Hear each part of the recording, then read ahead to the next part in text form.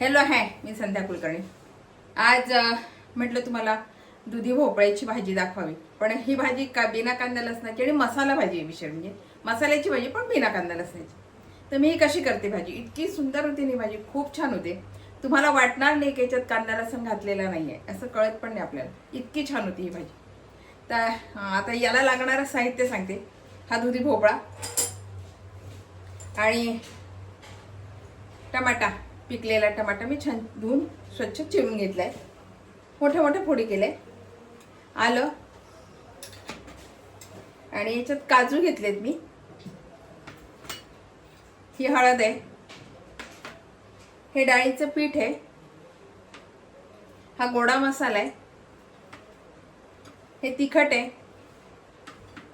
हे जिरं, ही धने पावडर आणि कसुरी मेथी। याला लागणारं सामान एवढंच आहे। तर आता ही कशी करायची तुम्हाला सांगते। हा मी भोपळा सुरुवातीला छान शिरून घेते आणि चिरून घेते। आणि हे बघा, हे मी छान चिरून घेतले। आपल्याला जशा पाहिजे अशा फोडी करायच्या, लहान मोठ्या आपल्याला जशा लागतील अशा फोडी करायच्या। मी आता ही छान चिरून घेतली, स्वच्छ धुतली, शिलून घेतली, सगळा भोपळा सगळा पूर्ण शिलून घेतला आणि छान आपल्या पाहिजे अशा फोडी करून घेतल्या। आता इकडे मी गॅसवरनं पाणी उकळायला ठेवलंय। गॅसवर पाणी उकळायला ठेवलंय, त्याच्यामध्ये मी आता हे सगळं चांगलंच पाणी आहे, ते स्वच्छ पाणी आहे आणि तेच पाणी आपल्याला नंतर भाजीला वापरायचे, म्हणून ते पाणी चांगलंच पाणी घेतलंय। आणि त्याच्यामध्ये आता ह्या सगळं टाकून देते आणि छान हे शिजवून घेते मी। तोपर्यंत ना मी आता मसाल्याचं वाटण करते। हे बघा, टमाटा, हे काजू, आलं आणि थोडंसं जिरं, हे छान करते। आणि हे डाळीचे पीठ आहे, हे मी छान भाजून घेणार आहे। आता आधी मी डाळीचं पीठ भाजून घेते। आणि आता हे बघा, याच्यामध्ये मी टमाटा, काजू, कोथिंबीर घेतली, आलं घेतलं आणि थोडंसं जिरं घातलं। हे सगळं मी याच्यामधून तेलामधून छान असं मऊ करून घेतलं, टमाटा छान मऊ करून घेतला। आणि हे डाळीचे पीठ आहे, हे पण मी भाजून घेतलं। आता मी हे सगळं मिक्सरमधून काढते। आता हे बघा, मी हे छान मिक्सरमधून काढते, कारण आपण टमाट्याला जरा सॉफ्ट करून घेतलेला आहे, त्याच्यामुळे फार त्रास होणार नाही काढायला, लगेच निघाला आता। हा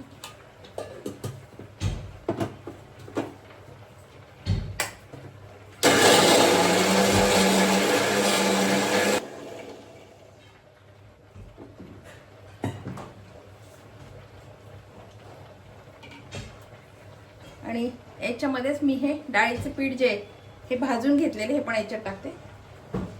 आणि आता थोडंसं याच्यामध्ये पाणी घालते।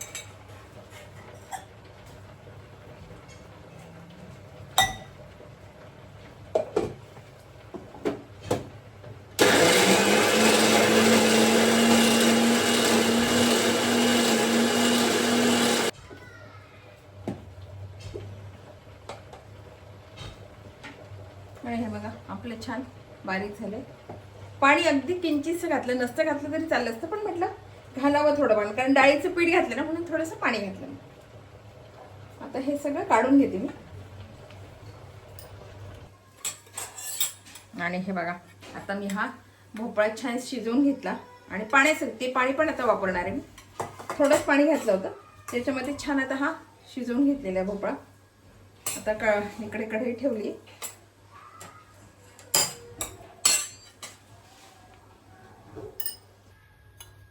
आणि हे बघा, याच कढईमध्ये मी भोपळा शिजवून घेतला। आता तेल टाकते।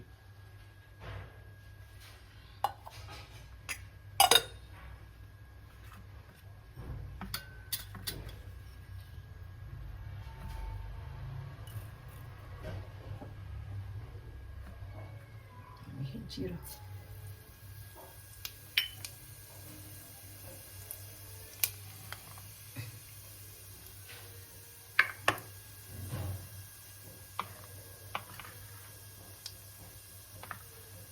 आता हे लाल तिखट घातले, लगेच हळद, लगेच हा गोडा मसाला, सगळं पटापट घालून द्यायचं। आणि लगेच हा वाटण केलेला मसाला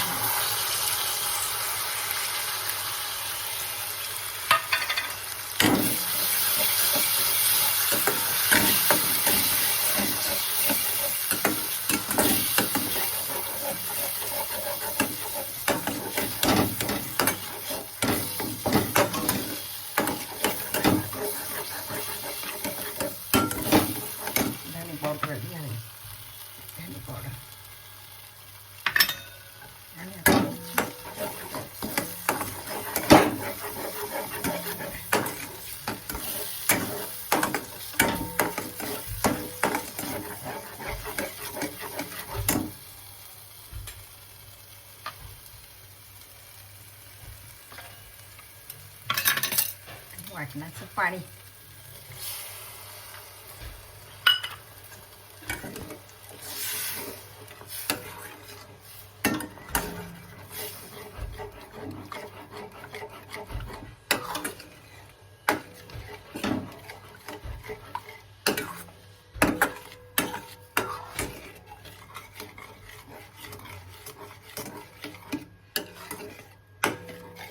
आता याला छान शिजवायचं.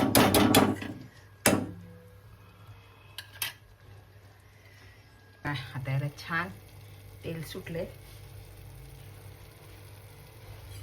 पूर्ण मसाल्याला छान तेल सुटले. आता जो आपला भोपळा आहे ना उकडलेला हा सगळा याच्यामध्ये टाकून देते आणि छान हलवते.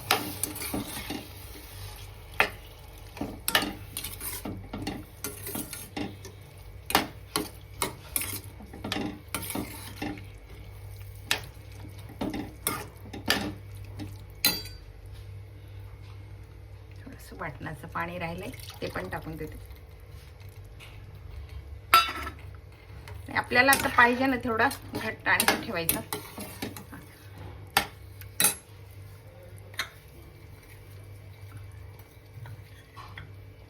मी कसुरी मेथी घालायची विसरली, ती टाकते.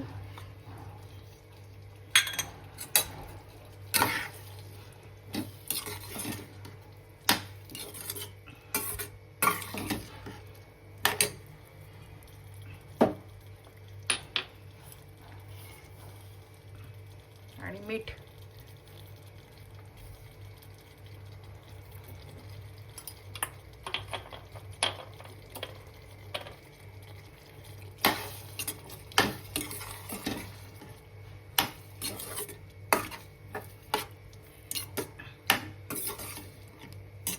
थोडंसं पाणी घालते. आता आपली भाजी छान झाली. तर गॅस बंद करते आणि हे वरून कोथिंबीर.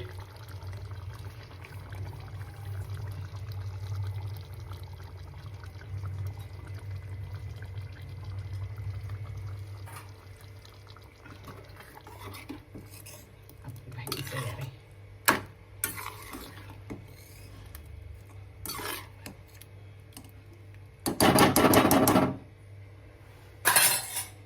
आणि हे बघा आपली ही आपली भोपळ्याची भाजी, दुधी भोपळ्याची भाजी तयार आहे. हिला कांदा नाही, लसण नाही, बिना कांदा लसणाची भाजी बरं का हे बघा. ही भातासोबत खा, पोळीसोबत खा, भाकरीसोबत खा, कशासोबत पण खा, छान लागते.